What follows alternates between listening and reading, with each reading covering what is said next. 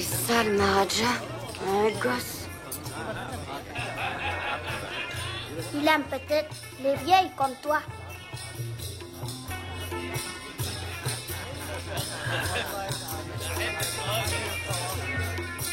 Le capitaine m'éclairait sur quelques points de l'histoire encore mal connue du palais, sur l'importance de son rôle dans la grande mutinerie.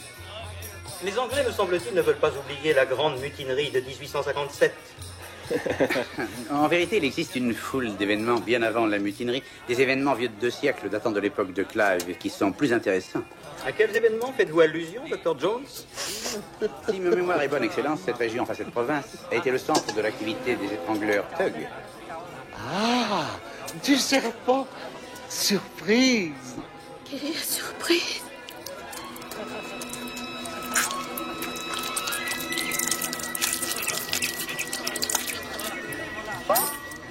Dr. Jones, vous savez parfaitement que la secte des Thugs et leur culte n'existe plus depuis près d'un siècle. Oui, il faut le dire. Ce culte était une vraie monstruosité. Les Thugs vénéraient Kali et lui sacrifiaient des êtres humains. L'armée de Sa Majesté leur a réglé leur compte. Les rumeurs ne s'éteignent pas vite. Elles prêtent encore des crimes aux Thugs. Il n'y a plus de Thugs, plus aucun. Je n'en suis pas si sûr. Nous arrivons d'un très petit village. Les paysans là-bas nous ont dit que le palais de Pankot allait retrouver sa puissance par l'entremise des vieilles forces du mal. Commérage et ragot, Dr. Jones. Rien d'autre. Superstition et folklore. Vous commencez à inquiéter le capitaine Blumber? Inquiété? Non, monsieur le Premier ministre. Disons, intéressé.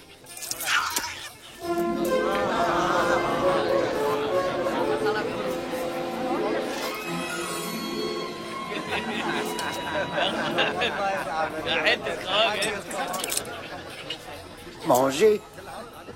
Ça ne vous dit rien? Non, j'ai assez avalé de couleuvres. Donne-moi ta casquette. Pourquoi? Je crois que je vais vomir. Savez-vous que les villageois disent que les gens du palais de Pankot sont venus leur dérober quelque chose? Dr. Jones, dois-je vous rappeler que dans notre pays, il n'est pas coutume qu'un invité insulte son hôte? Je vous demande pardon. Je nous croyais en train de parler de folklore. Excusez-moi, vous n'avez rien de simple? De la soupe? Vous a-t-on dit au village ce qui avait été volé? Une pierre sacrée. Vous voyez, capitaine, un caillou.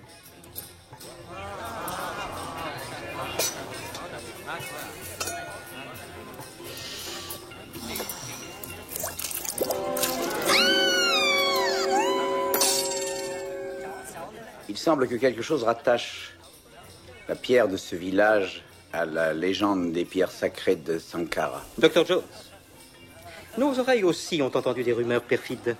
Il me semble me rappeler qu'au Honduras, il y a à peine un an, vous avez été considéré comme un pilleur de tombes, non comme un archéologue. À vrai dire, c'était une affaire montée de toutes pièces par certains journaux. Oui, mais n'est-ce pas le sultan de Zanzibar qui a juré de vous faire couper la tête si jamais vous retourniez dans son île? Ce n'était pas ma tête. Je vois, c'était vos mains, n'est-ce pas? Non, non, pas mes mains, c'était mes... C'était une erreur d'appréciation. C'est exactement la même chose ici, Dr. Jones. J'ai entendu parler des horreurs de la secte des Thugs. Je croyais qu'il ne s'agissait que d'histoires destinées à effrayer les enfants. Plus tard, j'ai appris que les Thugs avaient vraiment existé et qu'ils avaient commis des crimes innommables. J'ai honte de ce qui est arrivé ici. Et je peux vous assurer que jamais cela ne se reproduira tant que je régnerai. Si j'ai offensé votre Altesse, j'en suis tout à fait désolé.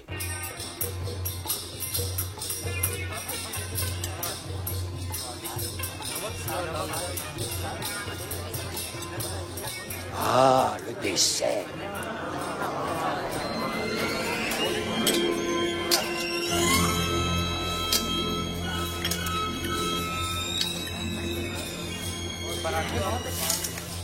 Cervelle de singe en sorbet.